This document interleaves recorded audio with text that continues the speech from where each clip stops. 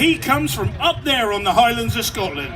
So, ladies and gentlemen, can I have a big round of applause for Dougal, the Scotch Blackface? Here he is. Hey, there you go, Dougal. Ooh, hello, steady. He's been on the whiskey already. Now, I've got to be a bit careful with Dougal. He doesn't like me very much. He's got a tendency to give me a Glasgow kiss. And that ain't romantic. Now, this guy here, he comes from right up there on the Highlands of Scotland. And he can cope with all the wind, all the rain, all the sun and all the snow because of his fleece. His fleece has got a really coarse outside, but underneath there's like a thick underlayer. We use it for things like carpets and hardware and things. And we've even started using it in aircraft as insulation because it doesn't catch fire, it only sits there and smoulders. Now this guy here, he's what we would know as a hefted sheep, which means he lives up there on the hill. He doesn't need any fences around him. He might amble over to the old boundary and go, I don't like it there, and back he'll come. He will only come off the hill once, maybe twice a year. First time haircut, second time nail polish. Other than that, this guy will stay on the hill. He will be born on the hill, but he will also die on the hill. Now, we have another romance, because our Belinda here, she went up to Scotland on holiday and she looked at Dougal and she thought, hello, you're a little bit of all right. That romance resulted in the #1 breeding female in the UK. Ladies and gentlemen, can we have a big round of applause for Martha the Mule? There she is. Pretty woman, walking down the street, pretty woman, the kind I like to eat. I'm only joking, but she's great. What she's done is she's taken the hardiness from her dad. She can cope with all the UK weather, and this winter that was pretty horrendous. She can cope with that, no problem at all. She's taken the super mummy bit from her mum. She will rear 1, 2, maybe even 3 babies, all by herself. Made in the UK, for the UK, only found in the UK. Fantastic sheep. Now we're going to bring out the next sheep. He is the party animal of the sheep world. He's the hippie of the sheep world. Ladies and gentlemen, can we have a big round of applause for Lenny, the Lincoln Longwall? Here he is. In your own time, Lenny. No, honestly, in your own time. No, in your own time. Any time you want. Are we coming up today or tomorrow? There he is, look! That's because you know why. He was down the back. He reminds me of Bob Marley, this guy, you see. We can't keep him off the grass either.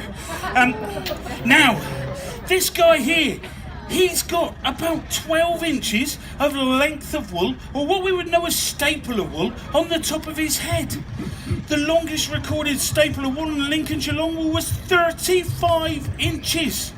When I clipped him out, I took 12 kilos of wool off his back. Now, unfortunately, again, this guy here, nearly extinct. Very few of him left in the UK at all.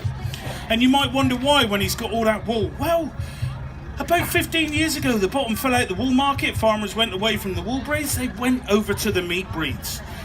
Fortunately, though, for this guy, he's gone over to Australia. We're not sure how he got there. Probably Bear Grylls took him on a canoe, something like that. But he's gone over there. The southern hemisphere do so much more for their wool than what we do here in the northern. So when this guy's extinct in this country, and that isn't going to be very long, he will be looked after over there. Now we're going to bring out the next sheep. He's the first of our European sheep. He comes from a little island off of Holland called Texel. We call it Texel. Ladies and gentlemen, he is the Ayatollah roller of a rock and roller. The mountain of molten lust. Ladies and gentlemen, can I have a big round of applause for Terry the Texel? Here he is. Yeah, come on, Terry. Woo, yeah. Now, this guy here, he's only about 18 months old. And when I brought him back to my farm in May, down in Devon, my wife looked up, she said to me, she said, darling, doesn't he look like you? I said, oh, thank you, what is it, the ruggish good looks? She said, no, he's got a big bum. And it's true, that's what this guy excels in. He's got a double muscle on the back end, or on his gluteus maximus. If you think from here backwards is where all the expensive cuts of meat come from, this guy here excels in it. He's got the nice long back we can fit the extra lamb chops in. He's got the double muscle on his bum, so he can produce those legs of lamb that we want. So this guy here helps to produce the lamb that we want as consumers. Now we're going to bring out the last sheep. He's a little bit of a loner, but we love him. Ladies and gentlemen, let's have a big round of applause for Harry, the herdwig. Come on, Harry. There he is, dear of him. Now, dear old Harry, he hasn't got a lot going for him, really. We're supposed to have an R there. He gets ever so upset if he doesn't get it. But he hasn't. His fleece is really coarse. It's almost like wire. His lambs take 2 years to mature, whereas Terry's down there takes 6 months. But this guy here, he comes originally from up on the fells of the Lake District. You'll also see him down with me, down on Dartmoor, Bodminmoor, Exmoor. And this guy here is the conservationist of the sheep world. He'll eat all the things that these guys won't touch.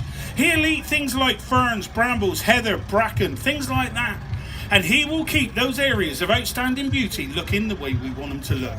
So ladies and gentlemen, can I ask for a big round of applause for the 9 breeds of sheep that we have here on the Sheep Show? Now, people ask me what I do for a living, and I'm actually a